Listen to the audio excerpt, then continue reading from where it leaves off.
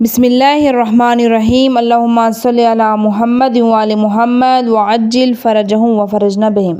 انسانوں میں ایسے لوگ بھی ہیں جن کی باتیں زندگانی دنیا میں بھلی لگتی ہیں اور وہ اپنے دل کی باتوں پر خدا کو گواہ بناتے ہیں، حالانکہ وہ بدترین دشمن ہیں، اور جب آپ کے پاس سے منہ پھیرتے ہیں تو زمین میں فساد برپا کرنے کی کوشش کرتے ہیں اور وہ کھیتوں اور نسلوں کو برباد کرتے ہیں، جبکہ خدا فساد کو پسند نہیں کرتا۔ جب ان سے کہا جاتا ہے تقوی الہی اختیار کرو تو غرور گناہ کے آڑے آ جاتا ہے۔ ایسے لوگوں کے لیے جہنم کافی ہے اور بدترین ٹھکانہ ہے۔ اور لوگوں میں وہ بھی ہیں جو اپنے نفس کو مرضی پروردگار کے لیے بیچ ڈالتے ہیں، اور اللہ اپنے بندوں پر بڑا مہربان ہے۔ ایمان والو، تم سب مکمل طریقے سے اسلام میں داخل ہو جاؤ اور شیطانی اقدامات کا اتباع نہ کرو، وہ تمہارا کھلا ہوا دشمن ہے۔